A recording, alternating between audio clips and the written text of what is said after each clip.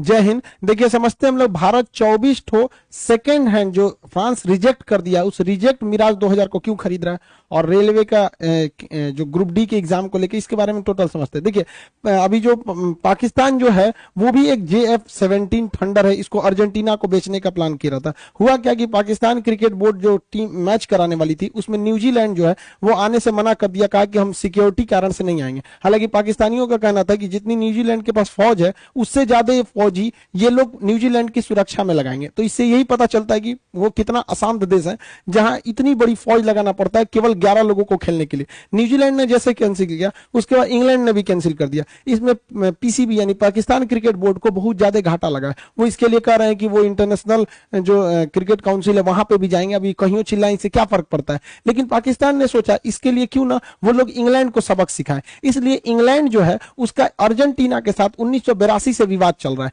अब पाकिस्तान ने सोचा कि इस विवाद को हम लोग और अच्छा करते हैं, मतलब वो और बढ़ावा चाहता है। तो इंग्लैंड जो है वो अर्जेंटीना से विवाद चल रहा है, तो ये लोग अर्जेंटीना को JF-17 जो थंडर है चाइना के साथ इन लोगों ने मिलकर बनाया। हालांकि ये बहुत एडवांस नहीं है, इतना ही एडवांस रहता तो चाइना के पास ये क्यों नहीं है। ये पाकिस्तान को थमा दिया है चाइना की, लो इसी झुंझुना से खेलते रहो। हालांकि ये उतना एडवांस नहीं है, हाँ नया प्रोडक्शन है, प्रोडक्शन लाइन में नया है, इस वजह से थोड़ा सा वर्किंग में इसका फाइननेस थोड़ा ज्यादा है।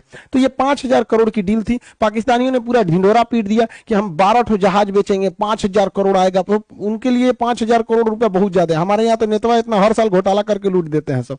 तो वो ऐसे हल्ला किया, इतना हल्ला किया कि अर्जेंटीना को आके कहना पड़ा कि हम आपसे नहीं खरीद रहे हैं JF-17। अब सोचिए किसी देश की मीडिया को कितना शर्मिंदा होना पड़ेगा कि उसका देश पूरा हल्ला कर रहा है कि हम ये जहाज बेच रहे हैं और वो देश कह रहा है कि हम नहीं खरीद रहे हैं। अब ये अर्जेंटीना और इसके साथ विवाद इंग्लैंड का बहुत पुराना है, 1982 से। अब यहाँ अभी हाल फिलहाल में नक्शा के बैच में साउथ अमेरिका पढ़ा है, तो ये अर्जेंटीना के पास एक द्वीप है, ये देश है अर्जेंटीना। दुनिया में दूसरे सबसे ज्यादा यहूदी अगर इजराइल के बाद कहीं रहते हैं तो अर्जेंटीना में। तो अर्जेंटीना के पास ये छोटा सा द्वीप है जिसका नाम है फॉकलैंड। फॉकलैंड के नाम पर यहाँ एक ठंडी जलधारा भी है, फॉकलैंड की जलधारा। तो इस पर अधिकार है ब्रिटेन का। अब यहां से ब्रिटेन यहां पर कैसे अधिकार किया है, तो यहां पे इस आइलैंड पर उसका शुरू से कब्जा है। अब ब्रिटेन का तो यहाँ डिगो गार्सिया पर भी कब्जा है यहाँ पर, क्योंकि उसने भारत को आजाद किया, डिगो गार्सिया को नहीं किया। फ्रांस का यहाँ रियूनियन द्वीप पर अधिकार है। तो ऐसे बहुत सारे लोग पे सब बहुत कब्जा करके रखा है। तो 1982 में अर्जेंटीना ने क्या किया, इस पे युद्ध कर दिया और कहा कि ये मेरा होगा। तो अर्जेंटीना ने यहाँ पे सोचा कि इंग्लैंड को वहां से यहाँ आने में बहुत समय लगेगा, लेकिन गड़बड़ हो गया। इंग्लैंड की उस समय की प्रधानमंत्री मार्गरेट थैचर थी, जिन्हें आयरन लेडी भी कहा जाता है। उन्होंने पूरी तरह से धो दिया यहाँ पर आके और अर्जेंटीना को हार का सामना करना पड़ा। और तब से लेकर आज तक फॉकलैंड द्वीप पर इंग्लैंड का ही अधिकार है। हालांकि इसके बाद इंग्लैंड ने वहां रेफरेंडम यानी जनमत संग्रह भी कराया था और वहां के लोगों ने पूरी बहुमत के साथ कहा कि हम लोग इंग्लैंड के साथ ही रहेंगे। तो इसी द्वीप को लेकर अर्जेंटीना और इंग्लैंड के बीच में विवाद है। इंग्लैंड चाहता नहीं है कि अर्जेंटीना की आर्मी डेवलप हो, इसलिए वो कोई भी देश अगर अर्जेंटीना को हथियार बेचता है तो इंग्लैंड उसके ऊपर प्रतिबंध लगाता है, कहता है कि हमारे से रिश्ते खराब हो जाएंगे, इस टाइप के होने लगते हैं। तो अर्जेंटीना का एयरफोर्स और आर्मी बहुत कमजोर होती गई। तो आज भी इस फॉकलैंड द्वीप पर इंग्लैंड का अधिकार है। मार्गरेट थैचर को आयरन लेडी के नाम से जाना जाता है। हालांकि 1982 में युद्ध हुआ, फॉकलैंड की युद्ध, बहुत जल्दी इंग्लैंड इसको जीत गया। अब अर्जेंटीना जो है वो किसी देश से अगर टैंक खरीदने जाएगा तो इंग्लैंड उस पर कहता है कि अगर उसको बेचेंगे तो हमसे रिलेशन खराब होगा। इस वजह से अर्जेंटीना की एयरफोर्स बहुत ही कमजोर हो गई। तो उसको चाहिए था एयरफोर्स के लिए लड़ाकू जहाजें। अब कोई देश तैयार नहीं, अमेरिका, ब्रिटेन, फ्रांस, ये सब एक दूसरे के एलाइज हैं, ये देने को तैयार नहीं थे। अब रसिया जो है वो इसको दे सकता है, बट इन लोग बहुत ज्यादा संख्या में खरीदेंगे भी नहीं। तो इसलिए इन्होंने पाकिस्तान से JF-17 खरीदने की बात कही, लेकिन पाकिस्तान को अड़ंगा लगा दिया इंग्लैंड ने। क्योंकि पाकिस्तान ने जो JF-17 जहाज बनाया है उसमें जो इजेक्शन सीट लगी है, ये इजेक्शन सीट भी इंग्लैंड ही बनाता है। और दुनिया में 90% जितने जहाज हैं उसमें इजेक्शन सीट इंग्लैंड ही बनाता है। इस इजेक्शन सीट के नीचे रॉकेट लगे होते हैं। कभी भी इमरजेंसी में जहाज में पायलट को निकलना होता है तो इस इजेक्शन सीट के ऊपर ये हुक होता है। ये हुक जैसे ही ये रॉकेट ब्लास्ट करता है, नीचे से ऐसे हुक खींचेगा तो इस रॉकेट में ब्लास्ट होगा और ये ऊपर का शीशा तोड़ देता है। ये ऊपर जो शीशा लगा होता है उसको तोड़ देता है और तेजी से फेंकता है पायलट को, और पायलट ऊपर जाता है। इस इजेक्शन सीट के पीछे पैराशूट लगे होते हैं, सब चीज ऑटोमेटिक होता है, बस इजेक्शन सीट खुलेगा और पायलट ना आराम से बच जाता है। हजारों लोगों की जान इन्होंने इजेक्शन सीट से बचाई है। तो जो भी देश अगर इंग्लैंड अर्जेंटीना को जहाज बेचता है तो इंग्लैंड की कंपनी कहती है कि भाई उस देश को बेचोगे तो हम इजेक्शन सीट ही नहीं देंगे। अब इसमें फंस गया पाकिस्तान के पास, तो चाइना कह रहा है कि हम अलग से इजेक्शन सीट बना देंगे, तो अर्जेंटीना कह रहा है सोच रहा आप चाइना का इजेक्शन सीट लेंगे और तो आधा से ज्यादा फंस जाएगा, उसके पायलट की जान जा सकती है। अतः ये भी डील रद्द होता दिख रहा है। रही बात भारत की, तो भारत फ्रांस के साथ 24 सेकेंड हैंड भी नहीं है, फ्रांस की जो सेना है वायुसेना, वो अपने बेड़े में से 24 ठो मिराज 2000 जहाजों को रिटायर करके अब हटा रही है स्क्रैप पार्ट में। तो भारत उसे खरीद रहा है। भारत अभी दुनिया में लगभग 600 मिराज जहाजें बनाई गई हैं। भारत इस मिराज जहाजों को खरीद रहा है क्योंकि भारत के पास भी मिराज जहाज पहले से थे। बालाकोट एयर स्ट्राइक में मिराज जहाज ही का ही प्रयोग किया गया था। कारगिल की लड़ाई में पाकिस्तान का बलात्कार करके चला आया था यही मिराज जहाज ने। तो मिराज जहाज की परफॉर्मेंस बहुत तगड़ी है, खास करके पहाड़ी एरिया की लड़ाई में। तो लेकिन मिराज जहाज अब प्रोडक्शन लाइन में बंद हो चुका है, इसलिए इसके स्पेयर पार्ट्स, कुछ पार्ट बिगड़ जाते हैं। तो ये 10 साल पहले इसका प्रोडक्शन बंद हो चुका है, तो बड़ा मुश्किल से मिलता है। इसलिए भारत बड़ी सस्ता दाम से 12 करोड़ में एक ठो, यानी टोटल 24 जहाज को 300 करोड़ में खरीदा है, जबकि राफेल को खरीदने में एक के वो जहाज 1600 करोड़ की आ रही है। और इसने हम लोग ने 300 करोड़ रुपए में, मामूली दाम में हम लोगों ने 24 ठो मिराज जहाज खरीद लिया। अब ये जहाज क्यों खरीदा गया? क्योंकि एयर चीफ मार्शल का कहना है कि ये जहाज अभी कंडीशन में है, इनका रिकॉर्ड बहुत अच्छा है और 2030 से 35 तक इसे हम लोग आराम से खींच जाएंगे। लेकिन उस दौरान इसके पार्ट्स में कुछ घिसावट आती है, जैसे गाड़ियों में भी कुछ घिसावट वगैरह आती है, तो नए पार्ट्स लगाने पड़ते हैं। तो चूंकि कंपनी इस मॉडल को बनाना बंद कर दी है, तो आने वाले समय में इसके पार्ट्स का मिलना बहुत मुश्किल हो जाएगा। इसलिए भारत ने होशियारी करके इन जहाजों को खरीद लिया है और ये जहाज कंटेनर में भर के आएंगे, उड़ के नहीं आ पाएंगे और इसको केवल रखा जाएगा स्पेयर पार्ट्स में। मान के चलिए किसी जहाज का लैंडिंग गियर खराब हो गया या ये टेल वगैरह खराब हो गया, तो इसमें से पुराने में से चेंज करके लगाया जा सकता है।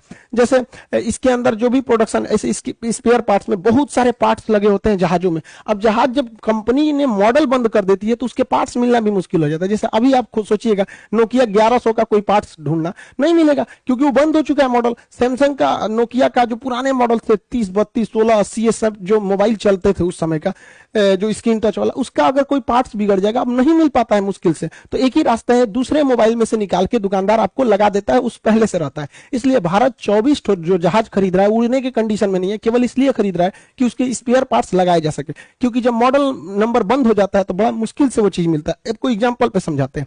हमारे यहाँ राजदूत गाड़ी बहुत पहले गांव में ये चली थी, इसका मॉडल बंद हो गया, अभी इसका कोई पार्ट्स खोजना है, नया पार्ट्स कंपनी बना ही नहीं रही है, तो एक ही रास्ता है कि पुराने गाड़ी में से अगर वो पार्ट ठीक ठाक है तो लगा दीजिए। एम्बेसडर कार, ये कार भी अब मॉडल बनना बंद हो गया इसका, अब इसके कुछ पार्ट्स बिगड़ गए तो अब आपको थोड़ी ना मिलने वाले हैं, तब आपको एक ही रास्ता है, दूसरी गाड़ी में देखिए कि वो वाला पार्ट अगर सही सलामत है तो लगा दीजिए। हम लोग के साथ यही समस्या होने वाला है। भारत का सबसे बड़ा स्ट्रेटेजिक एयरलिफ्टर जो था C-17 ग्लोब मास्टर, हम लोगों ने इसे 15 से भी ज्यादा संख्या में खरीदा अमेरिका से, बहुत बेहतरीन जहाज है। लेकिन गलती क्या हो गई कि 2015 में बोइंग ने इस मॉडल को बनाना बंद कर दिया। अब देखिए 2015 में इसको जब बंद किया गया तो अभी तो इसके पार्ट्स इजीली अवेलेबल हो जाएंगे क्योंकि दुनिया में बहुत देशों के पास ये जहाज अवेलेबल।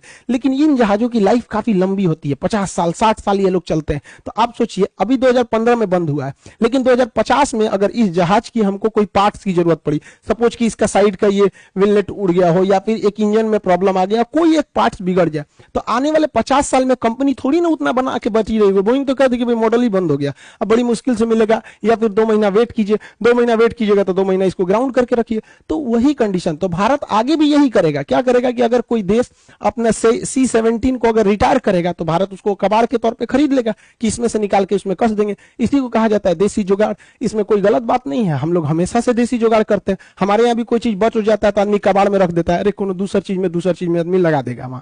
जिस तरह ये कंपनी अपना मॉडल नंबर बंद कर देती है पुराना समझ के, उसी तरह भारत में एसएससी और रेलवे एग्जाम का फॉर्म निकाल देते हैं, पैसा ले लेते हैं, उसके बाद एग्जाम डेट निकालने के टाइम पे ये मॉडल नंबर की तरह एग्जाम डेट बदल देते हैं। इसके लिए स्टूडेंट्स को, टीचर को कैंपेन चलानी पड़ती है। अब कल ग्रुप डी के एग्जाम के लिए कैंपेन चलेगा। अब ट्विटर पे ये पहला देश बनते जा रहा है, डिजिटल इंडिया का यही फायदा है, #railway group D exam date. अब भाई एग्जाम डेट मतलब एनटीपीसी का लड़के एग्जाम डेट लिया गया, अब उसके एनटीपीसी का तो हो गया, अब ग्रुप डी का लिया जाएगा, बहुत जल्दी ग्रुप डी का भी हो जाएगा। हालांकि देखिए हम लोग ये जो 27 तारीख का डेट डिसाइड कर दिया गया, ये अचानक डिसाइड हुआ है, लेकिन फिर भी जब आप स्टूडेंट रहेंगे तो हम टीचर लोग को तो इंडिया के सारे टीचर्स तो आएंगे ही आएंगे, लेकिन हाँ फिर भी एक चीज ध्यान से रखिए कि डेट डिसाइड करने से पहले ग्रुपिंग बना लीजिए लोग, सारे लोग मिलकर कि हम लोग को इस दिन कैंपेन करना है। ऐसा नहीं कि हाँ इस दिन कैंपेन करना है, आप भी साथ दीजिए, आप भी साथ दीजिए, इस तरह से नहीं होता है। रीजन क्या देखिए, अभी मोदी जी विदेश से जस्ट आए हैं, अब कल पूरी मीडिया चर्चा करेगी मोदी जी इस रंग का कपड़ा पहने थे, ऐसे रंग का कंबल ओढ़े थे, ऐसे छाता लगाए थे, ऐसे 3 बार नीचे उतरे हैं, चाय पिए हैं, बिस्कुट खाए हैं, सोने गए हैं, रजाई ओढ़े, इसी सब में मीडिया इस चीज को निकाल दी। इसलिए हम लोग को डेट डिसाइड करना है, तो 27 तारीख को तो हम लोग करेंगे ही करेंगे।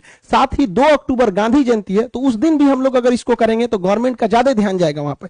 तो कोशिश करना चाहिए कि पहले प्लानिंग करें कि हाँ इस दिन करना है, ना कि प्लानिंग करने के बाद सोचे कि सब लोग आए। लेकिन कोई बात नहीं, इतनी संख्या ही है आजकल पढ़े लिखे लोगों की, कोई कमी नहीं है, सारे लोग इस ट्विटर कैंपेन को सक्सेस बनाएंगे। और अगर सरकार सुन लेती है 27 तारीख को तो बढ़िया है, नहीं तो 2 अक्टूबर को हम लोग फिर करेंगे, इसको छोड़ना तो नहीं है। और वैसे भी आप लोग भी समझते हैं इस चीज को, इस साल के लास्ट तक, अक्टूबर लास्ट या नवंबर तक में तो सरकार को एग्जाम लेना ही पड़ेगा। और आप लोग भी पढ़ाई मन से कीजिएगा, क्योंकि एनटीपीसी के एग्जाम में बहुत से लड़के हमारे पास आए थे, वो कहते कि सर हम लोग क्या करें, कि यहाँ होपलेस हो गए थे लोग कि एग्जाम लेगा कि नहीं, और अचानक डेट दिया तो तैयारी भी नहीं थी। आपको कैंपेन भी करना है, आपको ट्वीट भी करना है, हम सब लोग ट्वीट करेंगे, लेकिन बाबू पढ़ाई भी साथ साथ करना है। कैंपेन में आप नहीं है आपको कि वो 1857 की क्रांति करना है, आपको मोबाइल से डिजिटल इंडिया है, लेकिन साथ साथ पढ़ाई भी कंप्लीट रखिएगा। पता नहीं क्यों, अगर मान के चलिए ये मौका हाथ से निकला तो फिर रेलवे जानते ही है फिर अटका देगी 5-7 साल, इसलिए इस मौके को भी जाने नहीं देना है। इसको रिवाइज भी अच्छे से करते रहिएगा। एप्लीकेशन पे भी आप लोग को पूरा साइंस के रिवीजन के लिए वहां पे भी व्यवस्था किया गया, पूरा साइंस A to Z आप वहां पे भी एप्लीकेशन पे भी रिवाइज कर सकते हैं। क्लासेज नहीं छोड़ेंगे आप लोग, जहां भी पढ़ते हैं उसको पढ़ते रहिएगा।